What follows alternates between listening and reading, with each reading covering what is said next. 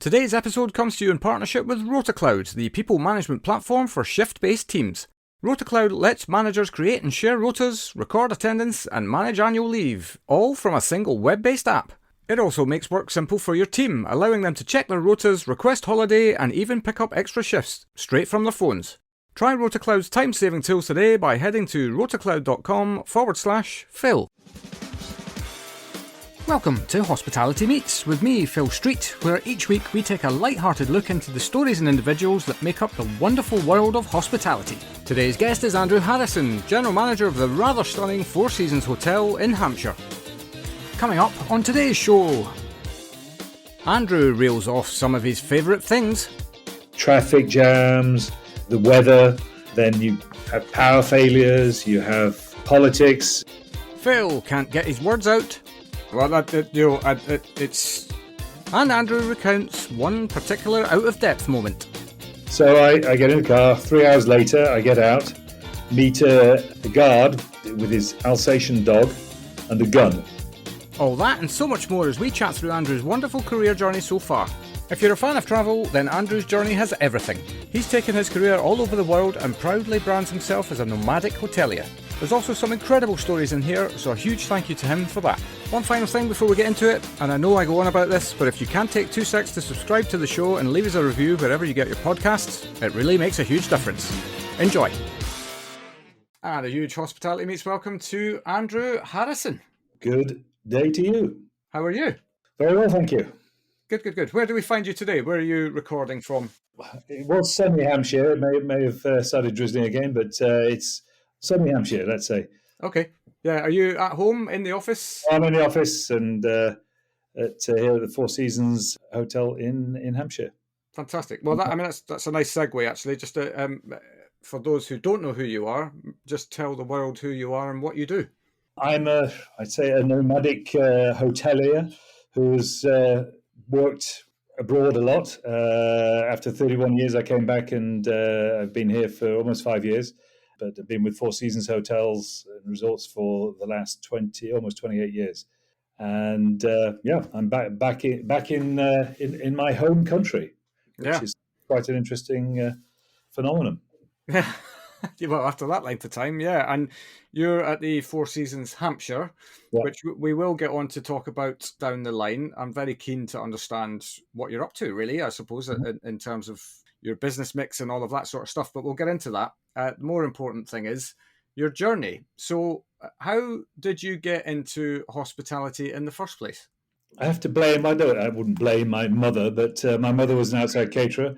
When my brother and I were sort of sufficient age to be able to look after ourselves, she got back into catering, and she did outside catering from home, which you probably couldn't do nowadays.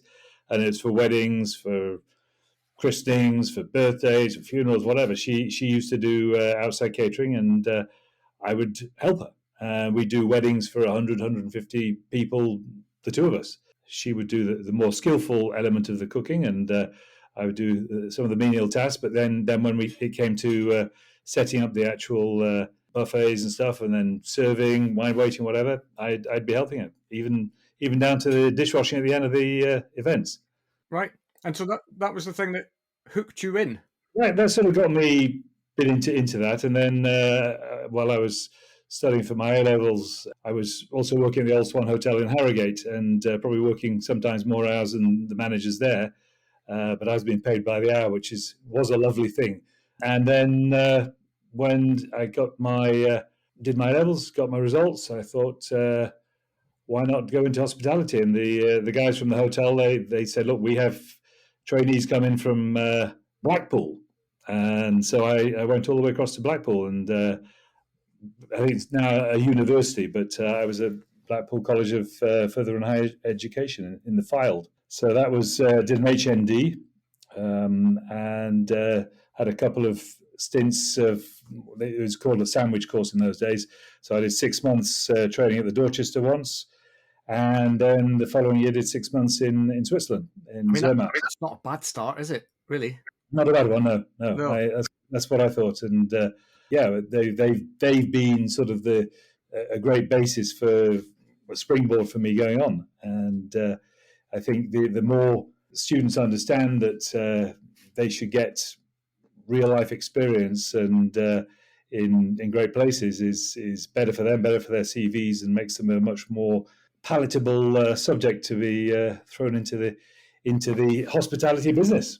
Yeah, well, and you kind of start at the top, as it were, because the Dorchester's got a fantastic name in the luxury realm. Yeah, I was working with Anton Mosiman at the time. Oh wow, right. So yeah, someone said to me, it's a great saying, which I'm absolutely going to take forward, and I think working in a place like that so early on in your career must have started to teach you, if you hadn't already got some of this under your belt, attention to detail, which is a massive thing in the luxury segment. And the thing about when you learn attention to detail, you can't unlearn it. Yeah, for sure. It's easier probably to go and drop down into 4-3-star hotels, and there is a difference for sure. But I sort of stuck in the high end luxury market, and in a place like the Dorchester, it was a huge eye opener. Working in kitchens, working in the bars, purchasing, worked in lots of different departments there. And it was it was the time when the Middle East market has really sort of started to come into travel and going to Europe and to London especially. And yeah, the restaurants in the hotel, we had the Terrace restaurant, I think, which was had a Michelin star, 2 Michelin stars. And you're right, attention detail was something that I just hadn't had that depth of before, and quite impressive in that hotel. Yeah, absolutely. So grounding achieved. Was it at this point where you thought to yourself, yeah, I wanna pursue kind of the more luxury end of the marketplace? Oh yes, definitely. That was for sure the deal. And so I when I graduated from college, I became a management trainee at the Chester Grosvenor Hotel, which was owned by the Duke of Westminster, and at the time it was I think a 4 Red Star hotel, but a fabulous hotel out of London, but with sort of again the attention to detail. The wine cellar, for example, was just stunning. The wines that we had in there, the Bordeaux's, they used to work with Chateau Villebarton, and they had some incredible wines dating back to the 50s and older. And for me, this was just a start, especially in the wine world. Sort of seeing all of this, the amount of champagnes they had in the wine list as well.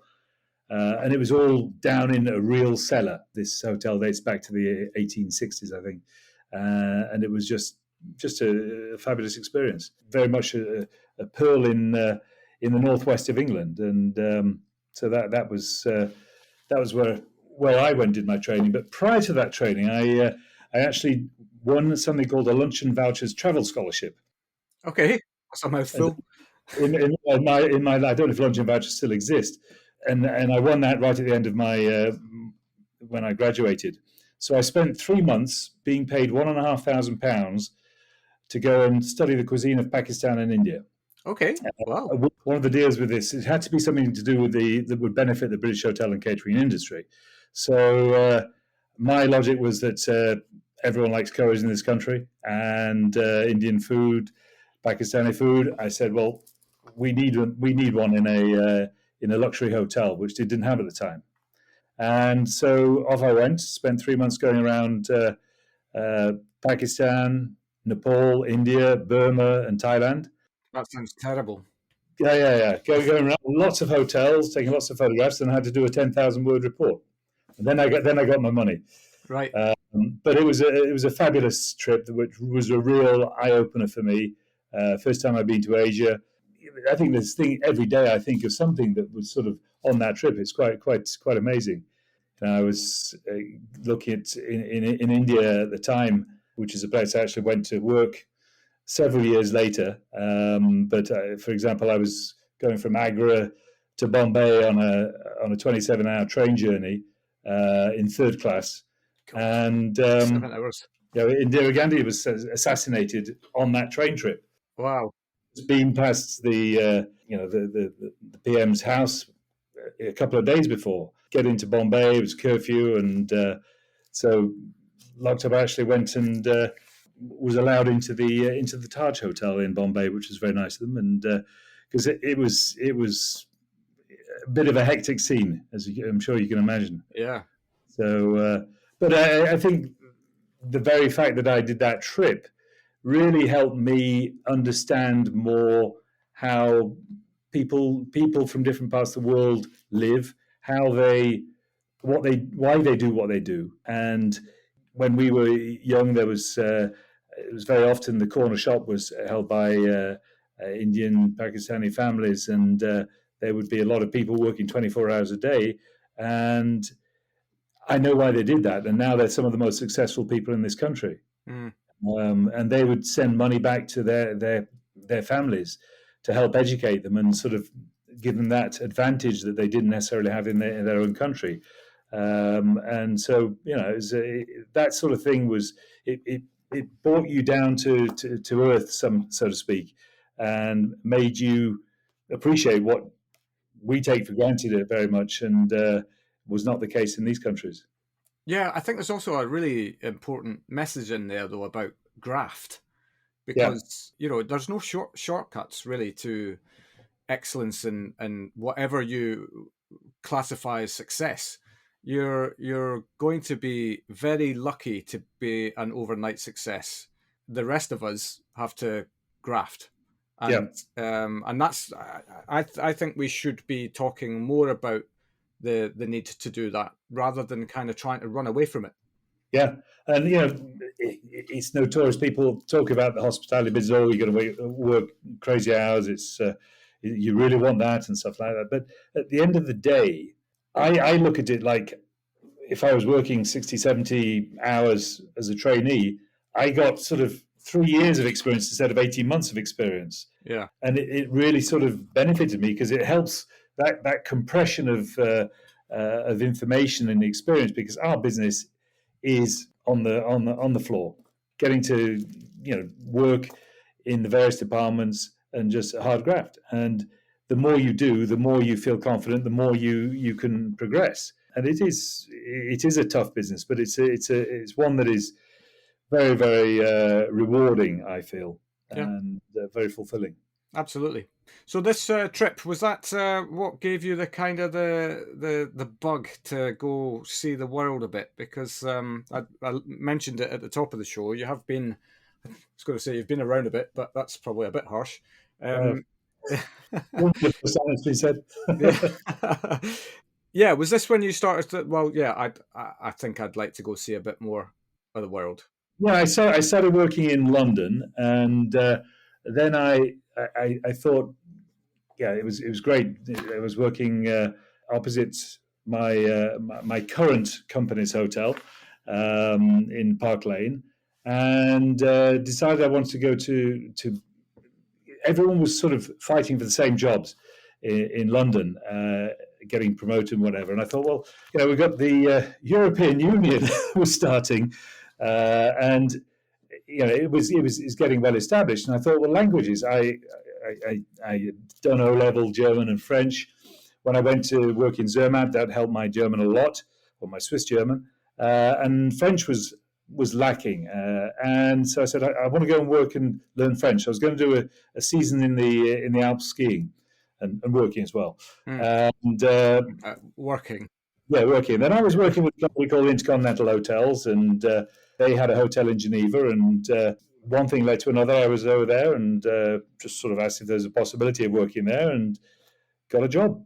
And so I was transferred over there and was there for 3 years. Well, that's not a bad season. No, it wasn't a bad season at all. And I loved the job.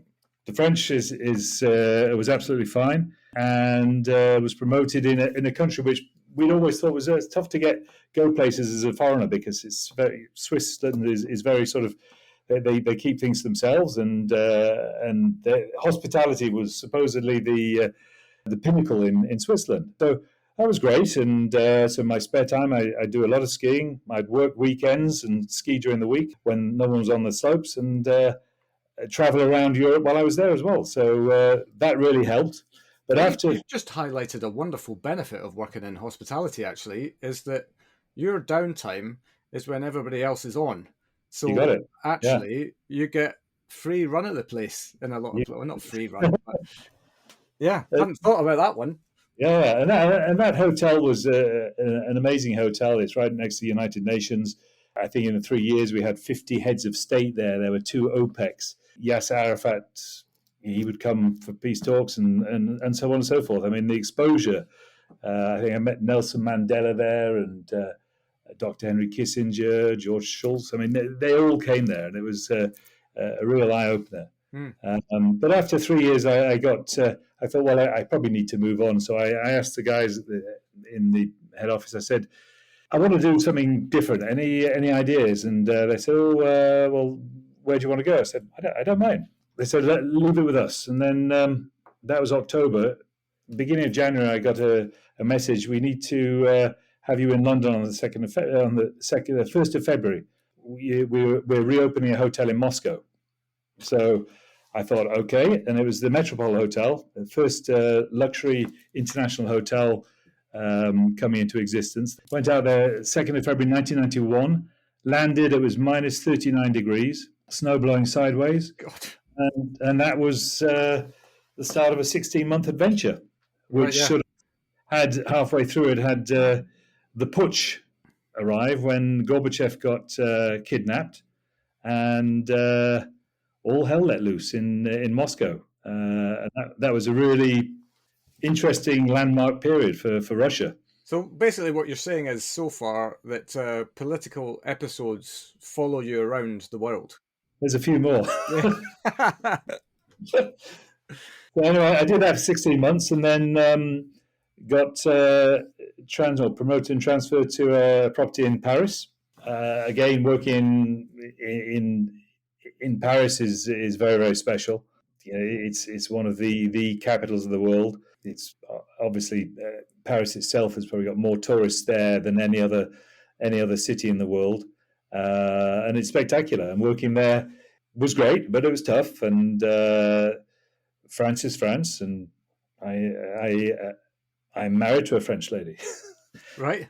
Who was actually working in the same hotel, which is another one of those things that happens in our business a lot. And I always say to people in our business, marry a hotelier. They understand what you're all about, and the long hours and the resilience factor is an important one. Yeah. So that's not a conversation you have to sit down and explain yourself as to why you've got. I've got a very understanding wife, and no, that was a bonus of being there. And then I had an opportunity to go to Asia, which was what I wanted to do. And went out to Indonesia, to Jakarta, which was a fascinating experience. And this was with a company called Shangri-La. We had a 668 bedroom hotel we were opening, 32 stories high in a city that was population about 17 million people.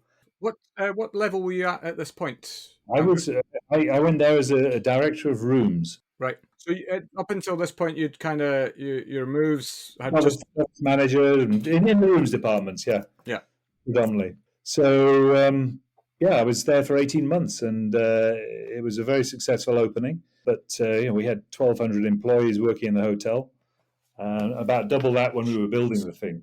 Right. So wow. And it was a real culture shock going there, and but great. I was so happy to be out in that part of the world.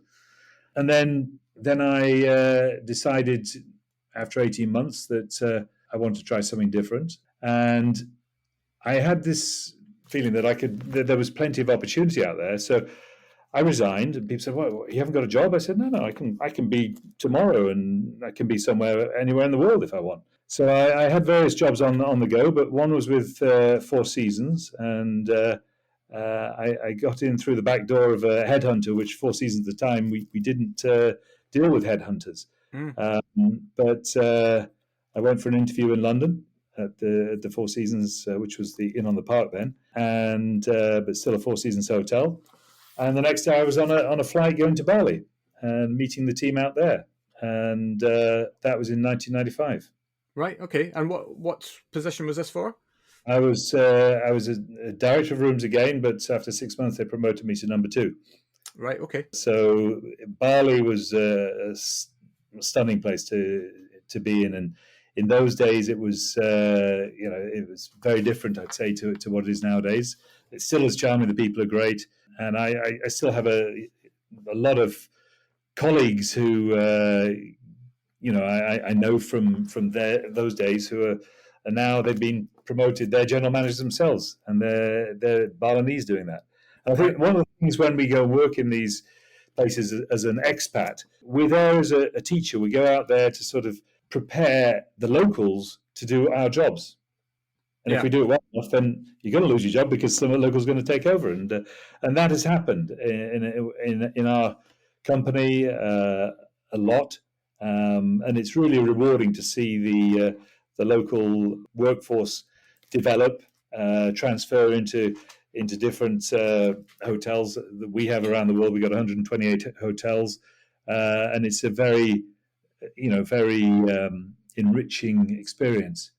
And when I started with Four Seasons, we had 38 hotels in 18 countries, and now we're at 128 in 48 countries. Right. It has grown quite dynamically, but obviously not like the Intercons, the Marriotts, with their 5,000-6,000 hotels. We've got one brand. We've got one brand, and that is Four Seasons. And I don't think you'll ever see us changing that.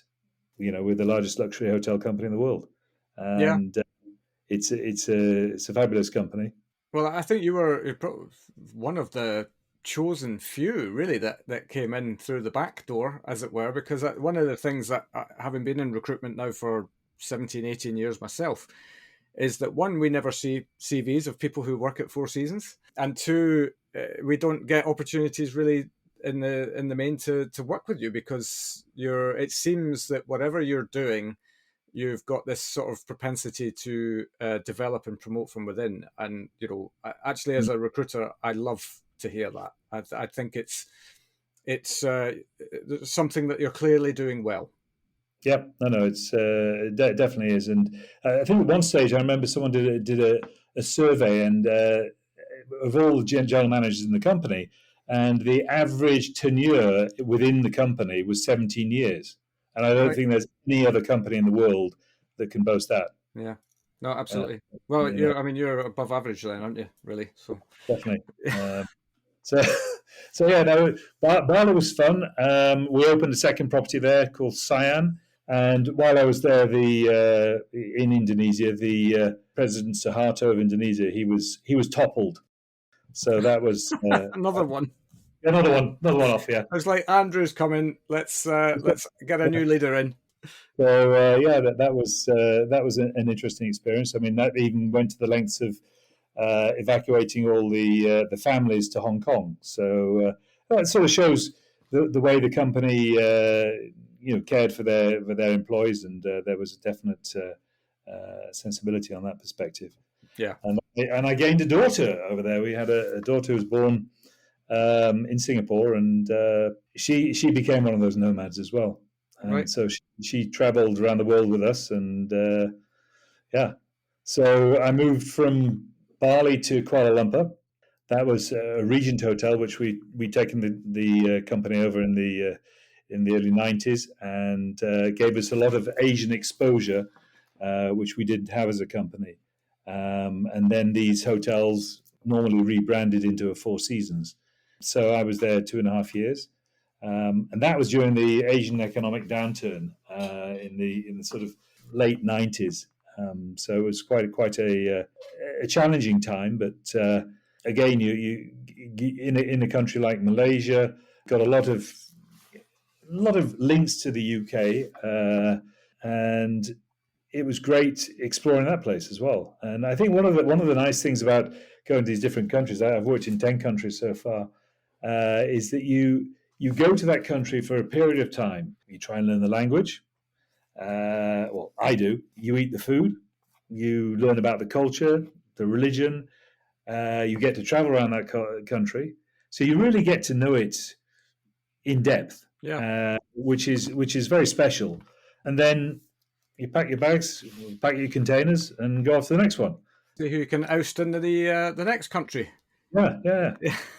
So the next country was America, and I went to Florida, to Palm Beach, and that was an interesting inception into America. And there was a lot of very, very nice houses, beautiful weather, lovely beaches. If you like fishing or golf, you were in there. That was a place. Yeah. So I'd been there a few months, and then 9/11 happened. Ah, gosh. So it was a bit of a concerning time. Are you a general manager at this point? No, I was still number two. Still number two. Yeah. And so that was because at the time the company said that it's important for our budding number twos to go and experience the States. So I experienced the States. Was there 2.5 years, and then went across to California, and we had a property near Carlsbad called Aviara. And after, I think it was 11 months, they asked me if I wanted to be a general manager in Thailand, right, in Chiang Mai. And so that was a very quick answer. I said yes, absolutely. And they said, "Do you want to check with your wife?" I said, no problem. She'll be fine with that. Right. And, you clearly, by this point, having met each other back in France, clearly you're quite comfortable with moving around and kind of getting a sense of the world. And I suppose, as you kind of alluded to already, with each place you go to, you pick up something new, right? You pick whether that is cultural, food related, anything. It's just broadening your knowledge of hospitality, but also the world. Yeah, exactly. And I think it's great seeing the experience of being in Florida and being in California, two of the sort of the sunshine states. And I actually did a month up in Washington as well, which was great seeing that capital. That was quite a place. And going across to California was Mexico.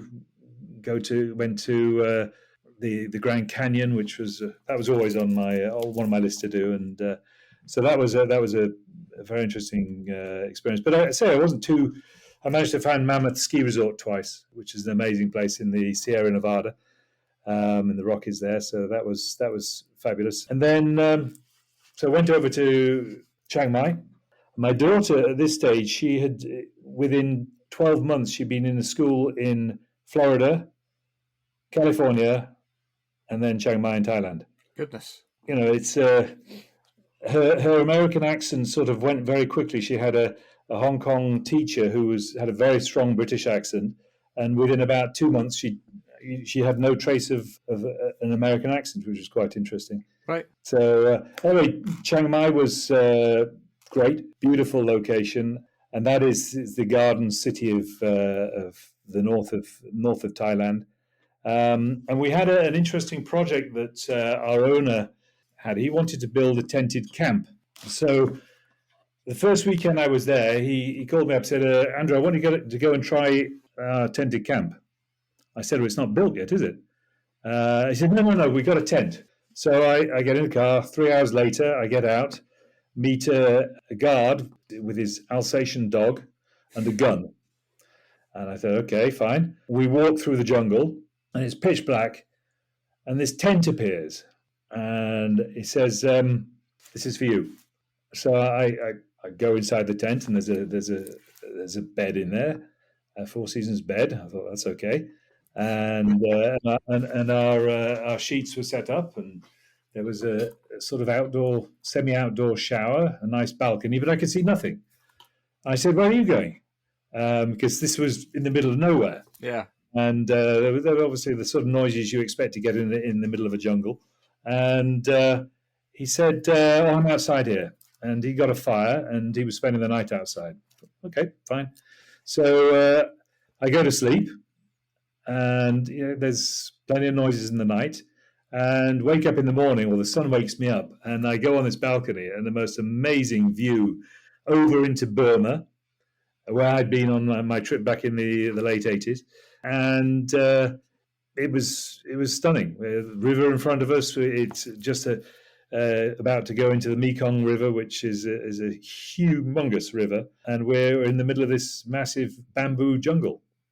And that was the number one tent, and it still exists at the tented camp. We opened with 15 tents back in 2007, January 2007. Yeah, when you say tent, conjuring up a I suppose they call it camping nowadays. Yeah. But there's a guy called Bill Bensley had done the design of these. He's a Bangkok-based interior designer, landscaper, architect, amazing character, and he's done quite a few of our properties, Koh Samui and Chiang Mai, and he's just out there when he comes to think about what concepts to do. And this property, we had 15 tents strung along a kilometre, separated by a suspension bridge, and terminating in the Burma Bar. So the experience when the guests came along, they would congregate in the Burma Bar at the end at sunset, watch the sun go down over Burma, and then walk the kilometre back the other end to go and have dinner. And it was a sort of communal table, and we had 8 elephants. You'd go to sleep at night and you hear the elephants eating away at the trees. These things eat a hell of a lot of food.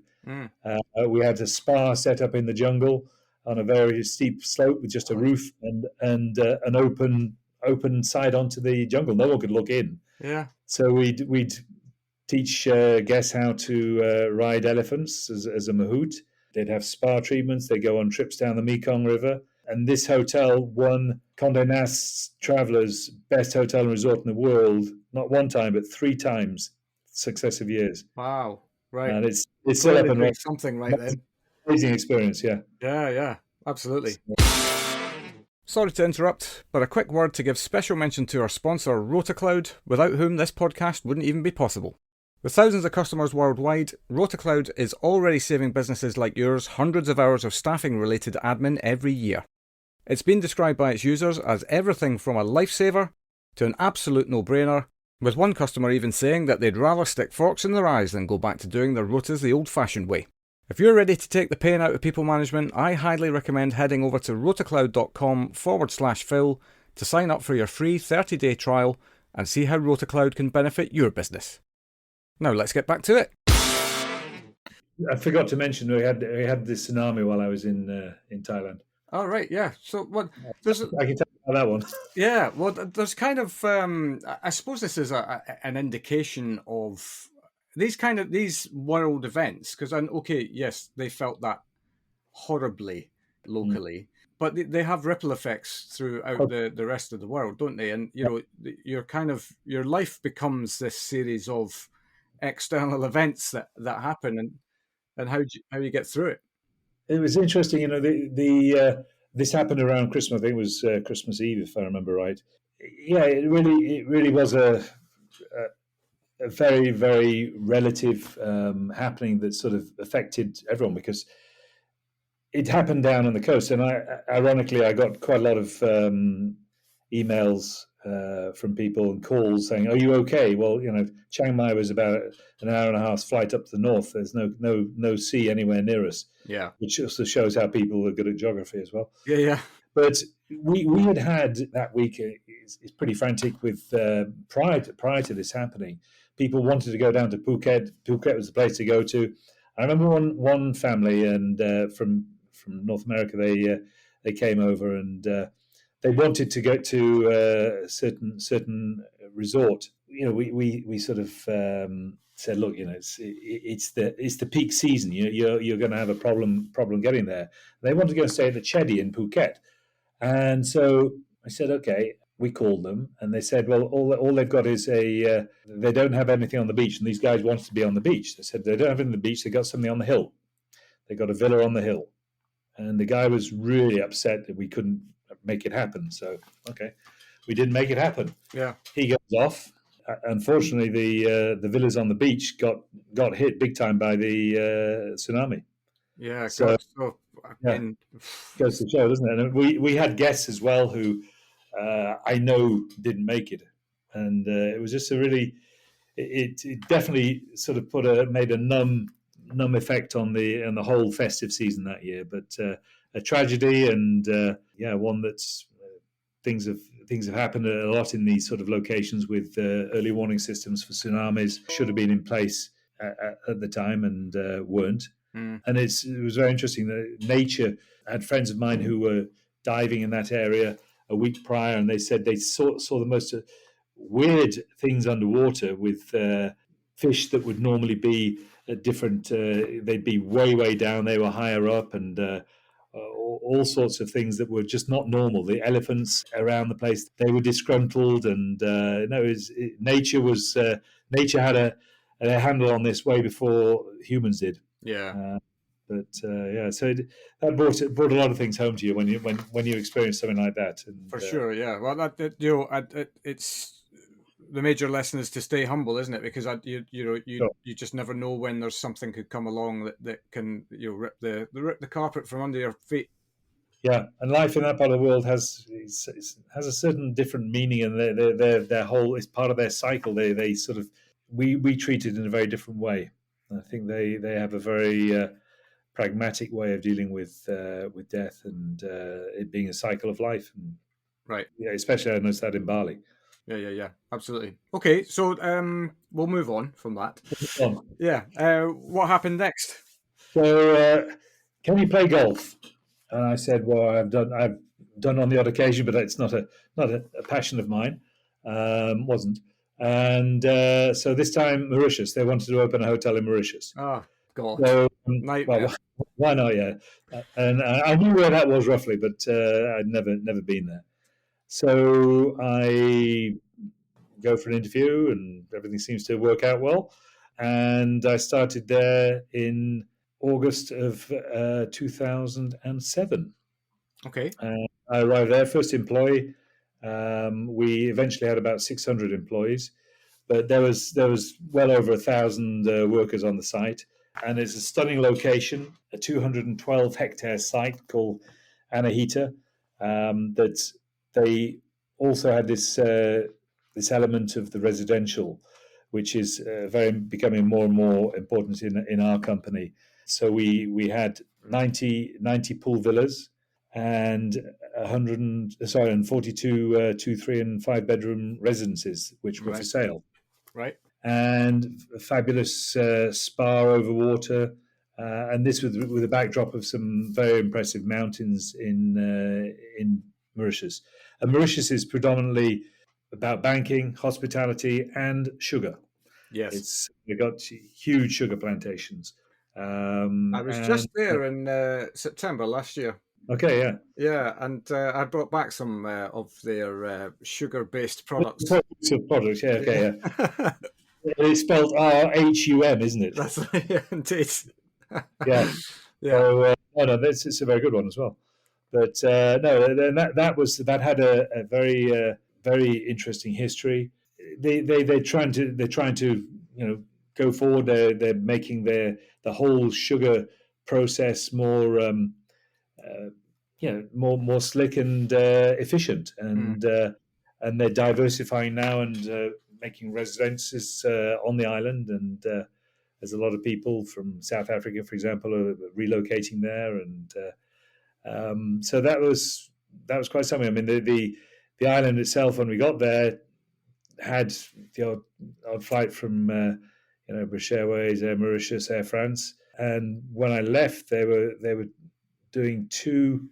They got Emirates over there, and that was quite an eye-opener. And I believe now they've got a couple of A380 Airbuses flying there a day. Yeah, well, I was on one of them for my trip. My first ever experience on one of them. What an aircraft that is! Yeah, they're quite interesting, aren't they? Yeah, absolutely. But yeah, so what I love about your career so far up to this point, we've not even finished yet, is the fact that there's obvious diversity in your career in terms of the places that you've worked, but actually there's diversity in the type of place that you've worked as well. The hotels have all kind of been a little bit unique, and of course you're going to get some uniqueness through the location, but actually there's also individuality from place to place. Yeah, no, for sure. And that's very, very true. Very, very true. I mean, so the next place was, I think they felt I'd had too much sunshine and fresh air, so They always come to you with a question. Andrew, Uh, do you like food? yeah, well, this was different this time. They wanted me to go to Bombay, Okay. to Mumbai, and So that's almost like a closing of the travel loop. yeah, I mean, I'd been there 27 years before, and so this was funny. They, said, oh, "How about Bombay for you?" And I go, "Whoop, "Okay, interesting." And I knew my wife and daughter love India. I think they, another life, they were Indian. So I sort of ummed and ahed, and knowing very well that they'd be fine there. So at the end of the day, sort of, the old phrase "happy wife, happy life," and well, I know that I liked India as well. It's fun, but I didn't get back straight away, and they were getting very desperate about this. What about it? What about it? And I said, okay, no problem. And so I started there, and I was there. Ended up being 4.5 years, and probably the toughest job I've had. Okay. Yeah, Why was that? sometimes your day would be like being on, and I haven't been there, but I imagine what that's like, on the Starship Galactica, and you've got everything coming at you from different directions. Right. And everything and anything happens in Bombay. It's just a crazy scenario. Traffic jams, the weather, then you have power failures, you have Right. politics, you name it, it's there. Yeah. But it was that was a very, very enriching experience. I mean, the country is stunning. I mean, color like you can't believe. The traditions, the history. Traveling out there is it's challenging, but if you've always got to have a certain mentality to doing these sort of trips Mm. in that part of the world. And we went all over. So that was another big bonus of being there. The food is great, and the people are really quite something. I've got people. I've got one of the guys. He's worked with me over there. He's working with me here in Hampshire, Right. and we keep in contact with those people very much. And just so happens my daughter's marrying an Indian guy she met at school 9 years ago. Right. Next month. So, Right. So there's that sort of element. It's there to stay. Yeah. The hospitality family, as it were. Yeah, no, it's but an amazing country. Yeah. It really is. And again, equally, at this point in time, you're an experienced GM, but it's still teaching you new things, right? Yes. Yeah. Yeah. You can say that again. Yeah. So after 4.5 years, they gave me a breath of fresh air again. This time it was Langkawi in Malaysia. We got a resort there, which is located on the edge of Southeast Asia's first UNESCO geopark. And I was there for 3 years. We did a full refurbishment. The hotel got sold still within Four Seasons, and it was a beautiful experience. A really impressive location. And ironically, we had a golf course by a gentleman called Ernie Els that we had in Mauritius. We had one in Langkawi, which I would frequent on occasion. Right. So you, from that question, are you a golf fan back then? Did you become? Yeah, more than I was before. Yeah. Yeah. But I haven't played golf for probably over 6 months. So it's not. There's other things to do out here. Yeah, and then where after that? Well, then a call came for a calling to go back home. So that was an opportunity which I thought would be an interesting one, and it has been a very interesting one. So I came back and been here 4.5 years at the moment, and we've done various refurbishments of the hotel. Obviously, went through lockdown. Didn't have to make any of our employees redundant, which was great. Yeah. And there was a team of us locked down in the hotel for all the lockdowns. We managed to do an enormous amount of work in and around the grounds of the hotel that you couldn't normally do when the property was occupied. And our owners agreed to doing a full rooms refurbishment from the second lockdown through until reopening, which was phenomenal timing. Good timing, yeah. And we just about got everything there for the reopening. We did have some furniture that was caught on that traffic jam in the Suez Canal, but otherwise we managed to make it. Right. And it's been a very, very successful relaunch. Great stuff. So, tell us about the property? What do you have in its entirety? Well, it's an estate that's 500 acres. Dates back to the Domesday Book, 1086. The manor house was built in 1728. Been owned by various members of clergy and also some families. I think it ended up being sold as part settlement of a divorce back in the 18th century, late 18th century, and then it became a school. I think during the war there was Polish and Dutch airmen here. It's been a religious training center. It's had a computer company based here. Wow. And then in 2005 it was opened as a Four Seasons. It's had a hell of a life. Oh yeah, hell of a life, yeah. Yeah. And so we have a lot of activities on property. We've got clay pigeon shooting, trout fishing, great spa. There's an equestrian centre. We do archery. We have falconry, and it's one of those things that when people come here, and especially after the pandemic, the open spaces and fresh air was something that really was a huge selling point. And Yeah. we knew it was going to be very, very busy. So we were extremely fortunate. And they walked into a brand new hotel. Yeah, well, exactly. And yeah, so for all intents and purposes, you're a resort. We are, and people often ask me that question. And we're a resort. We have deer floating around the property, Highland cattle, and we just this week installed four beehives. So that's another little angle. Yeah. We planted a 200 tree orchard as well, which has got all the different fruits, even some medieval fruits here as well. So it's got a lot going for it. Yeah. I suppose that's the joy of being in a place like that as well. When you've got all that open space, you can, at the appropriate moment, I guess, is start thinking about, right, well, what can we do to enrich the experience? Exactly, yeah.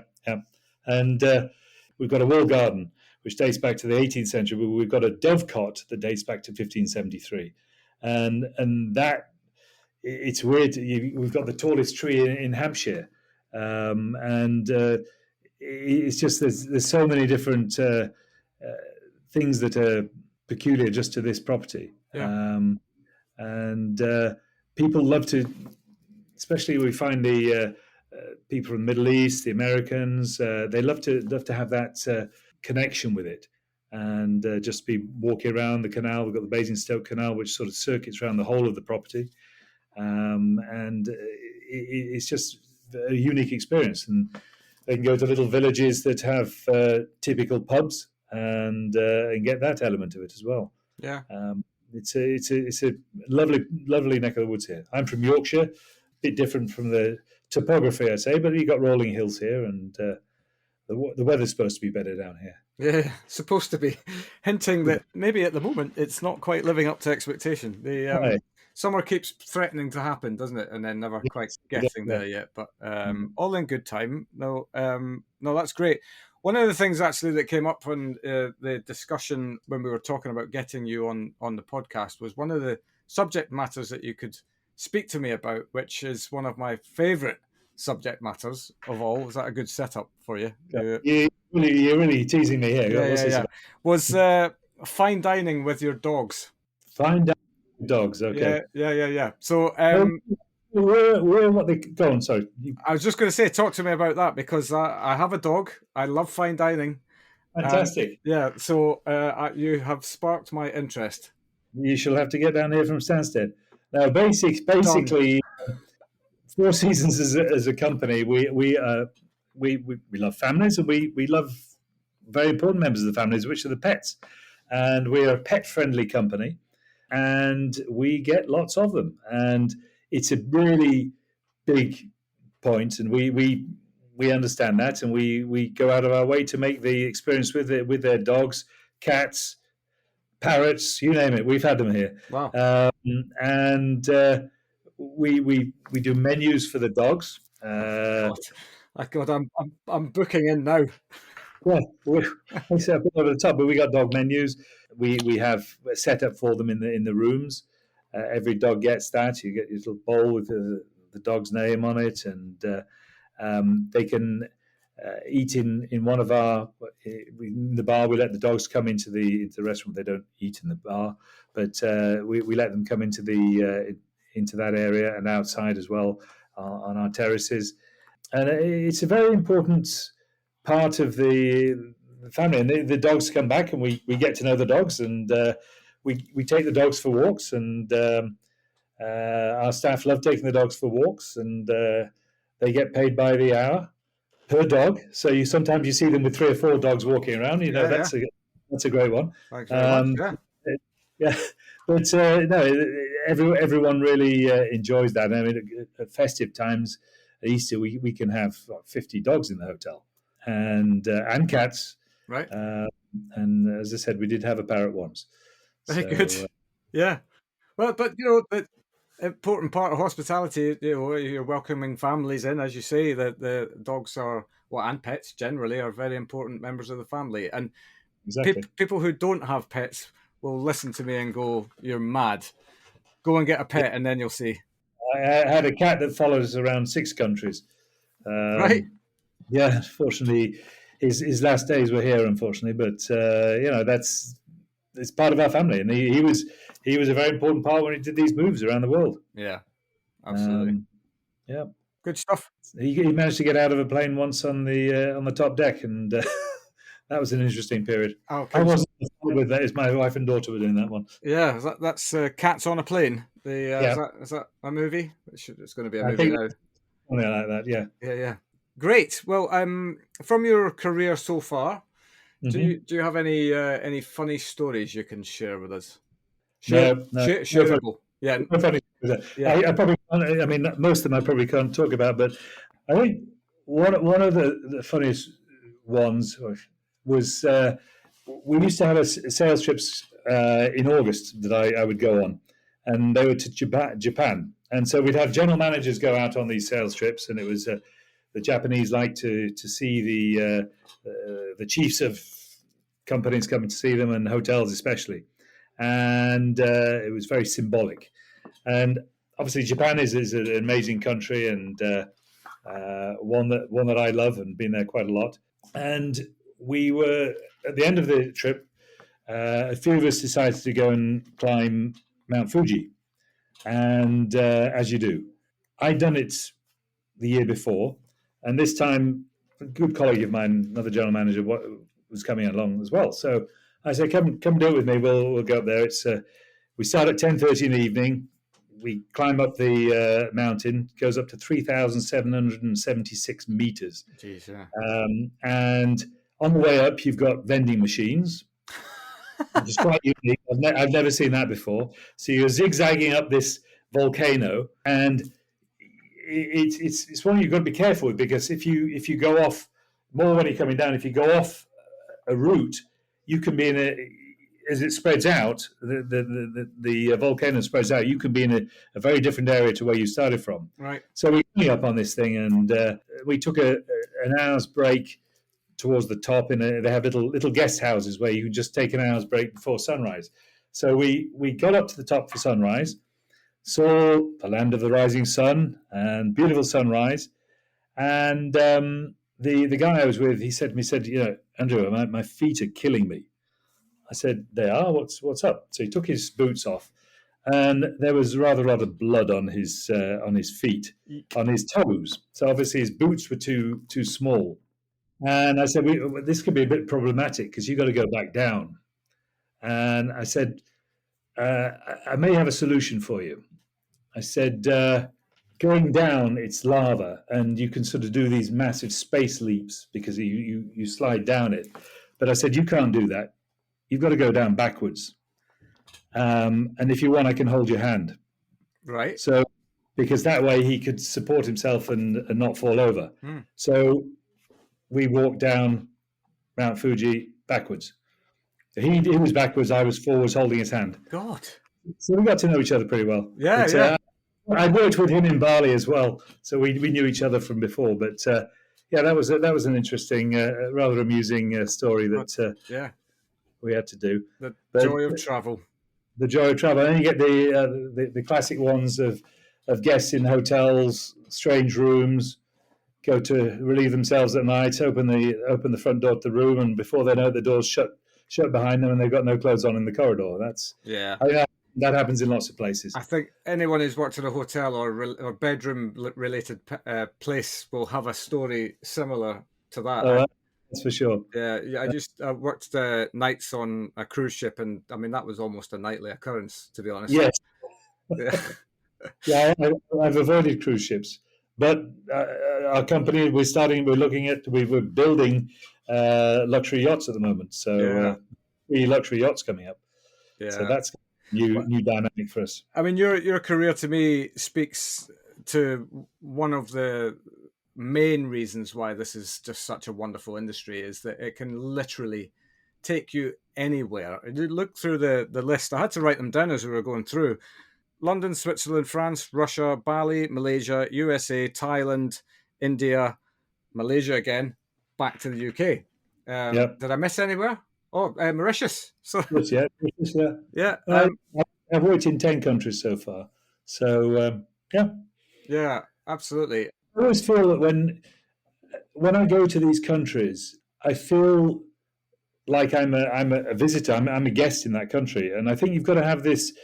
Humility is very important. You've got to really home in on where you are and respect the people, the culture, their religions for what they are. It's and some people go to these countries, unfortunately, and they sort of read the riot act because they say they've got a job to do and whatever. But that is not the way. It never has been. It shouldn't be. Yeah, and even more so in this day and age we live in.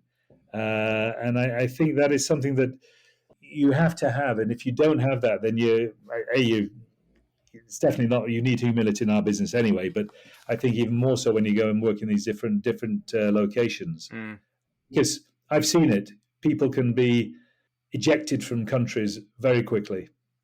Absolutely. If you decide that you think you know better, yeah. So it's not worth it. No, absolutely. That's kind of one of the reasons, I guess. But what other reasons would you give as to why somebody should come and work in hospitality? It's a bit of a cliche sort of meet amazing people. I mean, I have met some amazing people. Forget the VIP celebrities and whatever, and politicians, you name it. And your wife. And my wife, of course. Yeah. Yes, thank you for that. Yeah. And it's and I actually met her in Russia. Right. Yeah, she was working out there and came out, and that was it. But no, I think the people you get to work with, the network you have and you create around the world is quite something. And virtually wherever you go, you know of someone who's in this city or this country, and you have reunions with people, and it's amazing how many people you get together that from one place or another. Yeah. And not everyone wants to travel like I've done. As I said, it is nomadic. You ask my daughter where she's from. Good luck with the answer on that one. Yeah. Because we've been around so many places. And ironically, when she graduated from Glasgow School of Art, within a day she got a job offer, and I'd just come back to the UK. We thought, great, we're going to enjoy her. She goes off to Thailand, and she's been in Thailand for the last 4.5 years. So it's I think it's in the blood. Yeah. And say not everyone wants to do that, but if you do it, it's an amazing way of getting to see the world and experience more than you would on a 2-week vacation. Absolutely, and I suppose, as you quite rightly say, that is not for everyone. Equally, the industry can support you if you just want to work in your local for the rest of your life. It's not everyone wanted to do it, because otherwise I'd probably have a problem getting jobs out there. Yeah. Great stuff. Thank you very much, Andrew. It's a really, really interesting career, and you've been 27 years with Four Seasons. 27 and a half at the moment. We're 28 in September. Wow. Yeah. And I think that speaks volumes of, you and them, because really. Because I think as a company, their reputation around the world is exceptional. I think they can clearly support the journeys of people throughout their career. So why would you leave, right? They're continually offering you these amazing opportunities. And one man who had amazing foresight is Azor Sharp, our founder and CEO. He was instrumental in this, and he set up a company that's got a worldwide reputation, and people really aspire to work for this company, and he's an amazing guy. Yeah, brilliant. Well, you have to say that, don't you? Yeah. I'm only joking, of course. Excellent. Well, if people want to get a hold of you to learn more about you or the property, or indeed Four Seasons, or anything that we've talked about today, what's the best method for them to do that? Come and visit me in Hampshire, Four Seasons. I'm getting in the car with the dog in a second. Yeah. I'm on LinkedIn and various other things, but love to chat to people. It's a pleasure sharing these sort of experiences, and great talking to you. Great stuff. Thanks so much, Andrew. Thank you. Take care. Enjoy the day. Cheers. And there we have it. What a fabulous career Andrew has had so far, seeing some amazing places and leading some incredible hotels. We wish him continued success at the Four Seasons in Hampshire. We'll be back as usual at 8 p.m. next Wednesday for another story from hospitality, so until then, thanks so much for listening, and we'll see you next week.